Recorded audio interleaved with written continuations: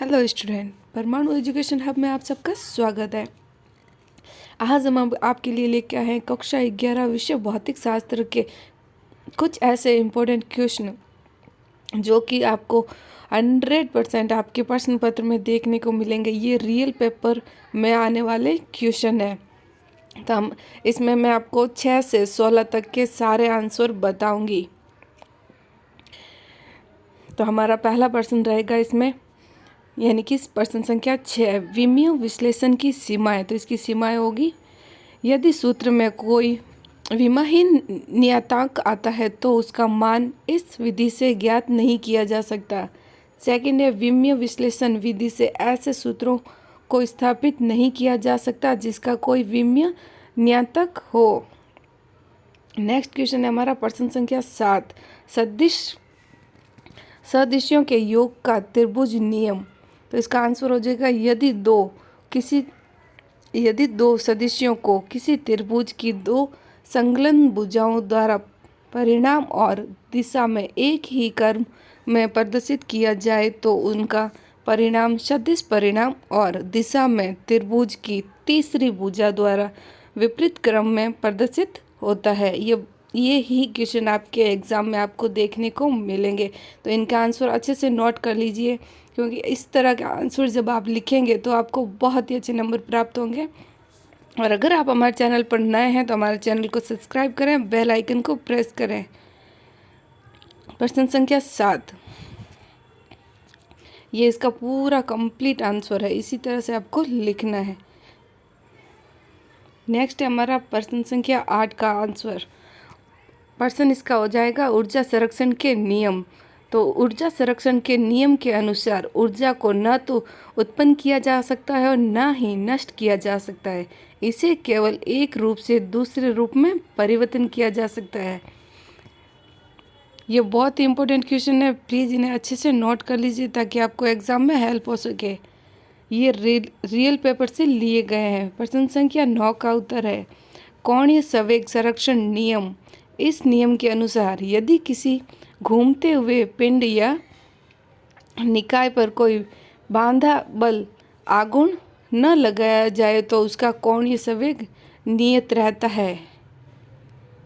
Next question है हमारा प्रश्न संख्या 10, किसी पिंड का जड़त्व आघूर्ण निम्नलिखित कारणों पर निर्भर करता है। तो उसके दो कारण हैं, पिंड के द्रव्यमान पर और सेकंड है आघूर्ण अक्ष के सापेक्ष पिंड को द्रव्यमान के पर।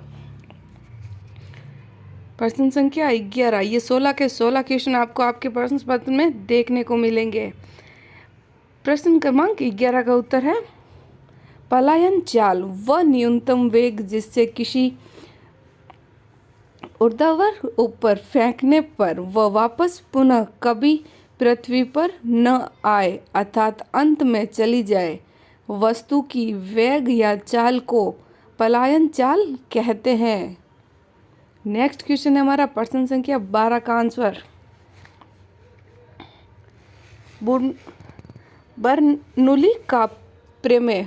इस प्रमेय अनुसार जब कोई धारा रेखीय प्रवाह से प्रभावित होता है तो उसके मार्ग के प्रत्येक बिंदु पर उसके एकांक द्रव्यमान या एकांक आयतन की कुल ऊर्जा नियत रहती है।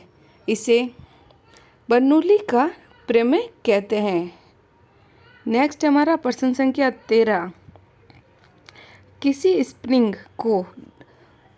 स्प्रिंग को दबाने या खींचने में किया गया कार्य उसमें स्थितिज ऊर्जा के रूप में संचित हो जाता है। सूत्र उत्पत्ति है इसकी, मान लो स्प्रिंग से जुड़े एक ब्लॉक को अल्प दूरी dx तक स्थापित किया जाता है। नेक्स्ट है हमारा प्रश्न संख्या 14, आपको इस तरह का एक क्वेश्चन दिया जाएगा, इसे आपको सॉल्व करना है एज सूत्र। तो इसका सूत्र होगा W=FCO/SO। इस सूत्र से आपको इस प्रश्न संख्या 14 को इसे सॉल्व करना है। ये उसका पूरा सॉल्यूशन। सूत्र लगा के आपको ये पूरा करना है। सड़क द्वारा साइकिल पर जूल कार्य किया है। नेक्स्ट है हमारा प्रश्न संख्या 15 का आंसर। आपको इसी तरह के क्वेश्चन वहाँ देखने को मिलेंगे। उत्तर, लौटनिक गति करते हुए पिंड को गतिज ऊर्जा, स्थानांतरण गति ऊर्जा एवं घर्षण गतिज ऊर्जा के योग के बराबर आता है।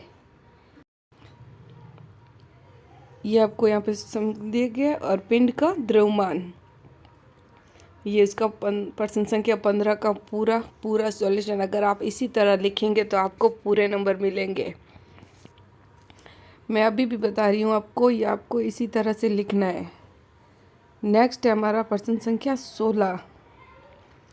6 से 16, ये 10 के 10 प्रश्न आपको आपके प्रश्न पत्र में देखने को मिलेंगे। बल के अनुपस्थिति में द्रव पर केवल पृष्ठ तनाव के कारण बल कार्य करेगा, जिसके कारण वह कम क्षेत्रफल घेरती है। गोलीय पृष्ठ का क्षेत्रफल दिए हुए आयतन के लिए न्यूनतम होता है, अतः द्रव की बूंद गोलाकार होती है। तो स्प्रिंग की लंबाई अत्यंत अल्प होगी।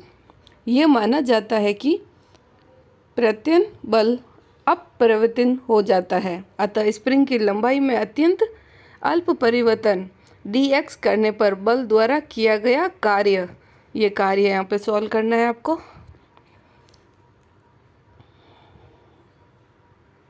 और ये प्रश्न संख्या 16 का पूरा आंसर आपके सामने, अच्छे से नोट कर लीजिए इसको। ओके फ्रेंड्स, तो ये थे कल के आपके एग्ज़ाम में आने वाले 6 से 16 पूरे 10 के 10 प्रश्न आपको आपके एग्ज़ाम में देखने को मिलेंगे। इसी तरह के आंसर लिखें और फुल नंबर पाएँ। All the best. वीडियो अच्छा लगा हो तो लाइक करें, चैनल को सब्सक्राइब करें, अपने दोस्तों के साथ शेयर करें। Thank you for watching.